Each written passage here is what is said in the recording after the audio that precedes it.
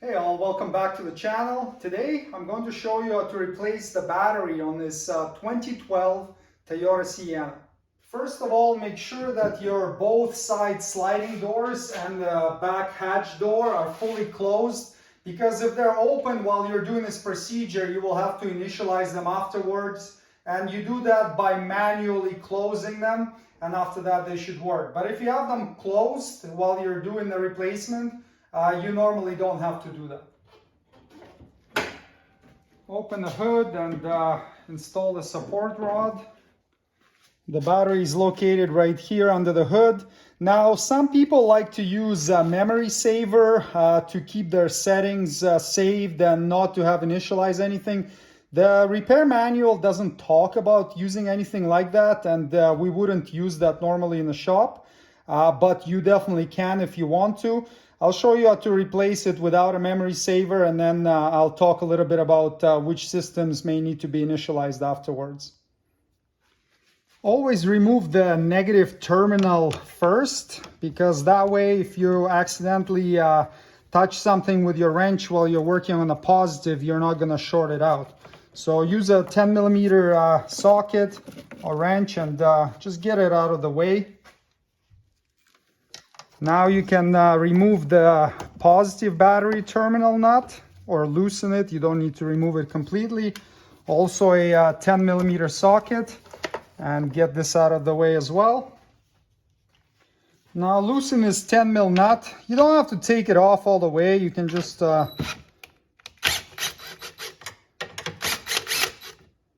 loosen it some like this, and then get this 10 mil bolt out.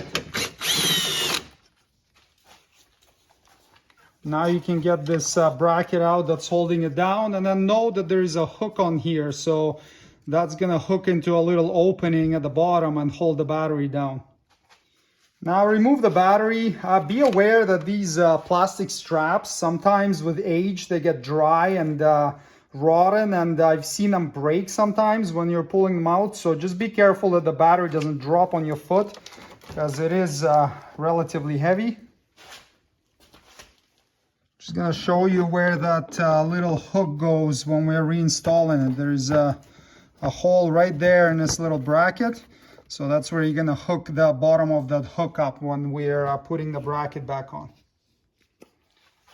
Now would be a good time to use a brush and just clean the inside of the terminal. Sometimes they have corrosion in there, so just want to make sure you get in there and get it nice and clean. And do the same with this one. Usually the positive is the one that corrodes, but clean this up as well so that you have a good contact to the battery posts.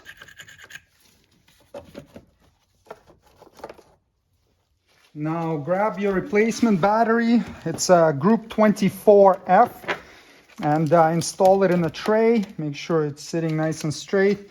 And you can check the links below the video for all the tools that I use and all the things you need to do this job. Reinstall the bracket. Make sure you don't cross it so it contacts between the positive and negative terminal. Otherwise you're gonna have some sparks. And then install the hook in that little hole that I showed you earlier. You can see it from the top a bit. There we go. And then reinstall this bolt. Tighten it up. And tighten this nut.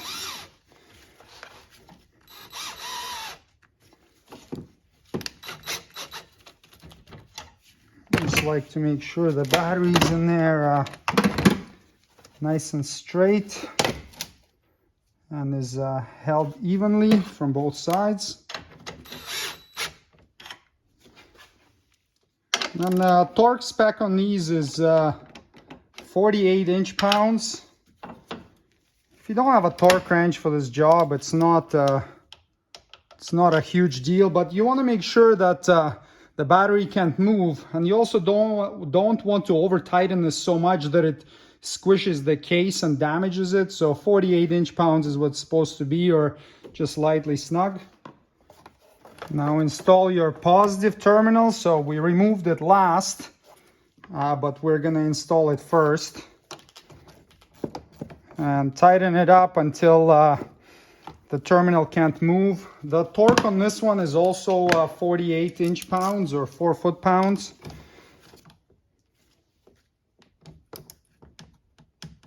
Okay, so that's good.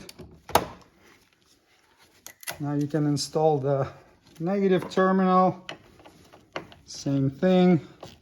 Snug it up a bit and torque it to 48 inch-pounds. There we go. And then make sure that they're not moving when you wiggle them side to side. And then optionally, you can use some battery terminal protector spray just to prevent any corrosion and make these terminals last a little longer. Okay, and can put the cap on. Now you can close the hood and fire the vehicle up. Sometimes it will stall after you start it the first time, which is normal, so then just start it again. So we'll see if it does that or not right now. Okay, let's fire it up. Okay, so in this case it didn't stall, but oftentimes it will stall after you start it for the very first time after replacing the battery, and that's nothing to be concerned about. You just, if it shuts off, start it again, it's gonna be fine after that.